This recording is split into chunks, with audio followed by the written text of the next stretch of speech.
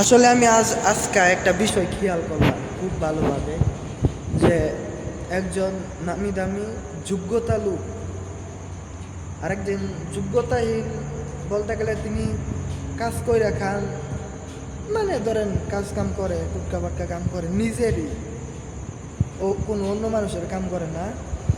বিষয়টা এমন যে ওই লোক আইসা ওর ধরেন এলাকা গ্রাম অঞ্চলে ওর ভিআইপি একটা 8 রুমওয়ালা একটা বিল্ডিং ঘর, 2 তলা বিল্ডিং ঘর আছে। আর একটা লোক পুরের ঘর, টিনের ঘর, কাজ করে খায়, এইগুলা টিনের ঘর এইগুলা। ওই বেড়ার সাথে আইসা, ওই লোকের সাথে আইসা যোগ্যতার আলাপ করে, যোগ্যতার বিষয়ে বলে। আরে ভাই, বাংলাদেশে কি লুহের কম? যোগ্যতা লুহের কম আছে? যোগ্যতা লোক কি কম আছে? তুই ওদের সাথে গিয়া কথা বল, যে একটা বিষয় আপনার এলাকা হোক, আপনার শহর হোক, আপনার গ্রাম হোক, যে দেখবেন যারা যোগ্যতা লোক আছে তারা গিয়া যোগ্যতাহীন মানুষের সাথে গিয়া কথা বলে, ওর এত এত যোগ্যতা। আরে ভাই, ওই বেড়া নিজেরটা কইরা খা, তোরটা তো খানা। তুই সরকারের বিষয়টা এমন না, কিন্তু এমন কইরা বলতে হইতাছে যে তুই বেড়া সরকারে চাকরামি হরস, সরকারের কামলা খাটস, আর ওই বেড়া নিজেরটা কইরা খা, নিজেরটা খা। ওই বেড়ার সাথে কি তোর যা? তোর আকাশ পরিমাণ যোগ্যতা, ওই বেড়ার যোগ্যতা নাই, ওই বেড়া নিজেরটা খা। আর তুই সরকারের চাকরামি চামচামি কইরা বাদ খাস। তোর 10 তলা বিল্ডিং আছে, এবার একটা টিনের ঘর, কুড়ের ঘর আছে। তুই শহর এলাকাতে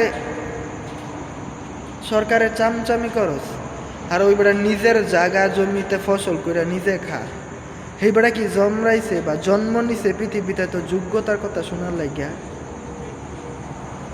মানুষ কোন সময় সম্মান হারায়? একটা মানুষ ধরেন 6 মাস 7 মাস বছর একটানা ডিউটি করলো বাংলাদেশের ঢাকা শহরে, তিনি অনেক না দামি নামি লোক, সরকারি চাকরি করেন, ওর অনেক যোগ্যতা।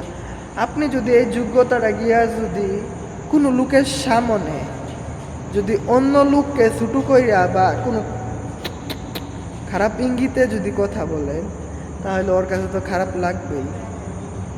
যে আপনার যোগ্যতা আছে, আপনি সেই যোগ্যতা নিয়ে পড়ে থাকেন, ওর কিছু নাই, ও সারা রাত ঘুমাইব, দিন হইলে আবার কাজ করব।